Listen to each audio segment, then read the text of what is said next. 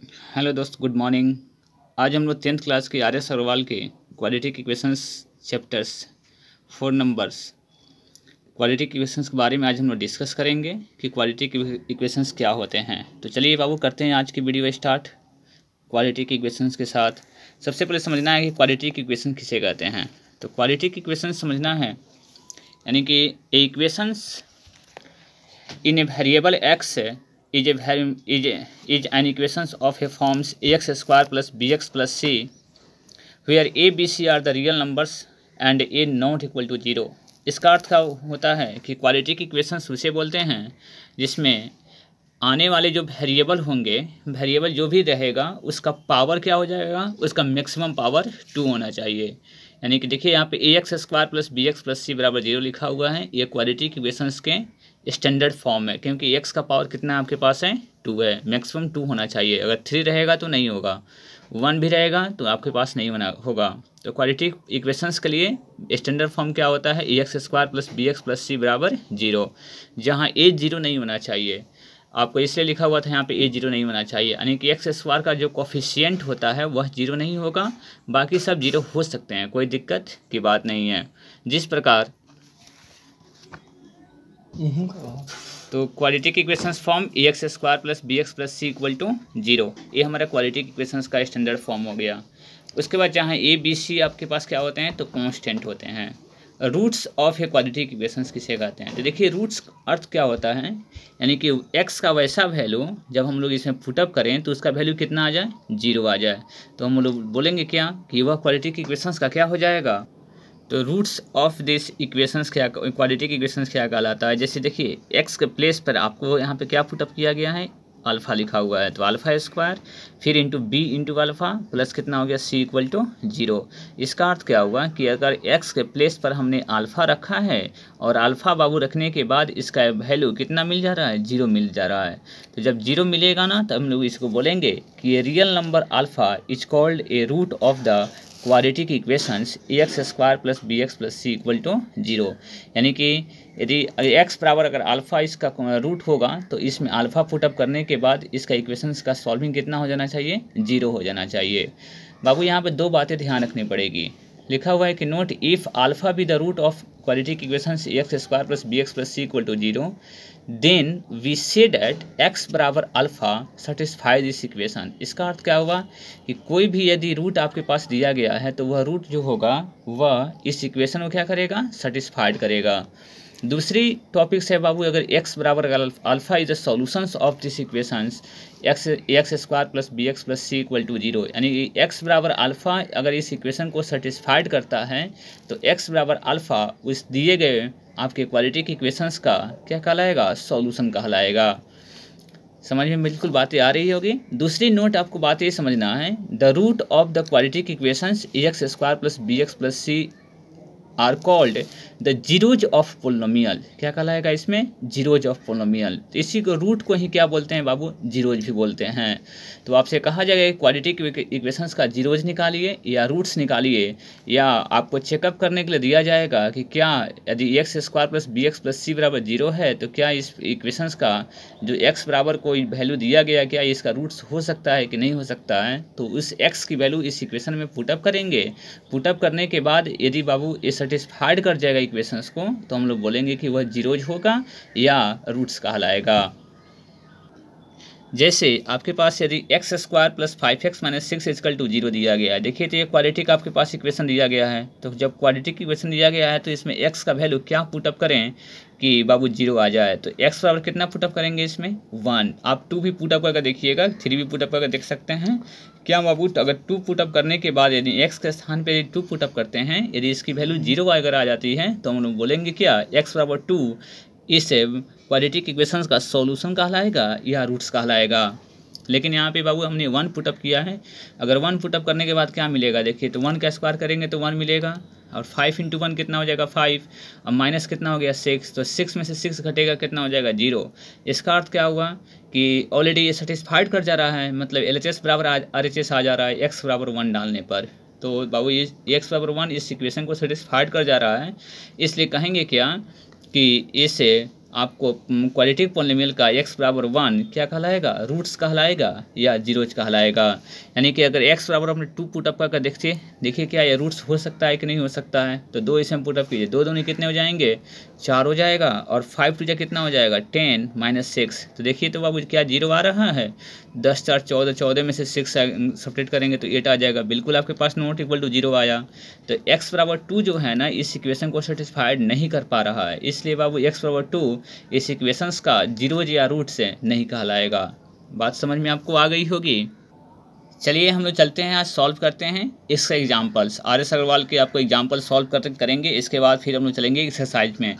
तो चलिए हम लोग क्वेश्चंस करते हैं। जैसे क्वेश्चन दिया गया है कि which of the followings are quadratic equations. Quadratic equations कौन है कौन सा नहीं है। तो सबसे पहले आपको समझना होगा क्वाड्रेटिक इक्वेशंस किसे कहते हैं। तो क्वाड्रेटिक इक्वेशंस वैसे बोलते हैं जिसमें वेरिएबल का मैक्सिमम पावर कितना होना चाहिए, 2 होना चाहिए। तो देखिए यहाँ पे x² माइनस 5x प्लस 3 है, क्या ये क्वाड्रेटिक इक्वेशन होगा, क्वाड्रेटिक पॉलिनोमियल होगा। तो बिल्कुल क्वाड्रेटिक पॉलिनोमियल होगा, क्योंकि इसमें x का मैक्सिमम वैल्यू कितना है, 2 है। तो बाबू देखिए ऑलरेडी आपके पास इसको क्या बोलेंगे, क्वाड्रेटिक इक्वेशंस कहलाएगा। समझ में बातें आ रही है। अब ये देखिए सेकंड नंबर क्वेश्चंस के बारे में बात करिए। तो सेकंड नंबर क्वेश्चंस में बाबू बात करना है, जैसे 2x² है, 3√2x है, x जो है ना रूट से बाहर है, प्लस 6 = 0। क्या ये क्वाड्रेटिक इक्वेशंस होगा, तो बिल्कुल होगा, क्योंकि x का मैक्सिमम पावर कितना है, इसमें 2 है। यानी कि रूट में यदि x होता है ना तो वह क्वाड्रेटिक पॉलिनोमियल्स नहीं होता है। यानी कि इसमें 4-5 क्राइटेरिया हैं बाबू, अगर उसका क्राइटेरिया को समझ लीजिए कौन सा बाबू अगर होगा तो क्वाड्रेटिक पॉलिनोमियल होगा या नहीं होगा। यदि वेरिएबल्स आपके पास रूट में हो, या वेरिएबल का पावर डेसिमल में हो, या वेरिएबल का पावर फ्रैक्शन में हो, या 1/x लिखा हुआ हो, तो यानी कि अगर वेरिएबल जो भी है अगर बाई के रूप में आता है तो इतनी क्राइटेरिया अगर आपको दिखाई देता है तो वह आपको क्या होगा, पॉलिनोमियल्स या इक्वेशंस नहीं होगा। तो आपको समझना होगा। तो आइए क्वेश्चंस में जाओ, देखते हैं 3 नंबर क्वेश्चन। 3 नंबर क्वेश्चन लिखा हुआ है 3x² माइनस 2√x प्लस 8 = 0। तो देखिए बाबू 3 नंबर जो क्वेश्चन हैं, 3 नंबर क्वेश्चंस लिखा हुआ है 3x² माइनस 2√x और प्लस 8 बराबर कितना लिखा हुआ है, 0। देखिए रूट में आपके पास x आया हुआ है ना, यहाँ पे रूट में x आया हुआ है, तो रूट में जब भी x रहेगा तो वह क्वाड्रेटिक पॉलिनोमियल्स क्वाड्रेटिक इक्वेशंस नहीं कहलाएगा। तो इसलिए बाबू यहाँ पे कि आप ऑलरेडी समझ सकते हैं, तीसरा नंबर में क्वेश्चन में देख सकते हैं कि यानी लिखा हुआ है कि 3x² minus 2√x plus 8 not a forms of x² plus bx plus c = 0। देखिए यहाँ पे x जितने भी है ऑलरेडी रूट में नहीं है, तो रूट में जब भी नहीं रहेगा तो यहाँ पे अगर ऑलरेडी रूट में है ना, तो इसलिए बाबू यह क्वाड्रेटिक इक्वेशंस नहीं कहलाएगा। बात समझ में आ रही है। दूसरी बात है, देखिए अब हम लोग को सेकंड नंबर एग्जाम्पल में क्वेश्चंस कर रहा है क्या कि चेक वेदर द फॉलोइंग से आर क्वाड्रेटिक इक्वेशंस। क्या ये क्वाड्रेटिक इक्वेशन कौन सा है कौन सा नहीं है। तो हम लोग क्या करेंगे, इक्वेशन नंबर जो आपके पास है, क्वेश्चन नंबर जो फर्स्ट लिखा हुआ है, क्वेश्चन नंबर फर्स्ट को क्या करेंगे, सॉल्विंग करेंगे। ठीक है, 2x में x से मल्टीप्लाई करेंगे, 2x² हो गया, 2x में 3 से करेंगे, और फिर बाबू -1 से x में करेंगे, तो 3 × 2 = 6 और -x -7x हो जाएगा, और -1 और -2 कर -3 है बाबू मल्टीप्लाई करेंगे तो ऑलरेडी 3 हो जाएगा। अर्थात इधर भी मल्टीप्लाई कर इक्वेशन को सॉल्व कर लेंगे। सॉल्विंग करने के बाद एक रिजल्ट मिलेगा, जो रिजल्ट हमारे पास लास्ट रिजल्ट मिल रहा है x² माइनस 9x प्लस 11 = 0। देखिए जो ये रिजल्ट मिला हुआ है क्या यह क्वाड्रेटिक इक्वेशन में है कि नहीं है। तो देखिए बाबू यह क्वाड्रेटिक इक्वेशन के फॉर्म में बिल्कुल है, क्योंकि x² plus bx plus c = 0 already होता है हमारे क्वाड्रेटिक इक्वेशन का फॉर्म। इसमें रूट भी नहीं लगा हुआ है, यानी कि x का मैक्सिमम पावर 2 भी आया हुआ है, तो इसलिए बाबू क्या कहलाएगा, ये ऑलरेडी यह क्वाड्रेटिक फॉर्म में कहलाएगा, इसलिए क्वाड्रेटिक इक्वेशंस होगा। तो लिख सकते हैं hence the given equations is in quadratic equations. चलिए क्वेश्चन नंबर 2 हमने लिया है कि x + 2 का होल क्यूब है और इक्वल टू 2x × x² - 1 है। देखिए क्या यह क्वाड्रेटिक इक्वेशंस होगा कि नहीं होगा।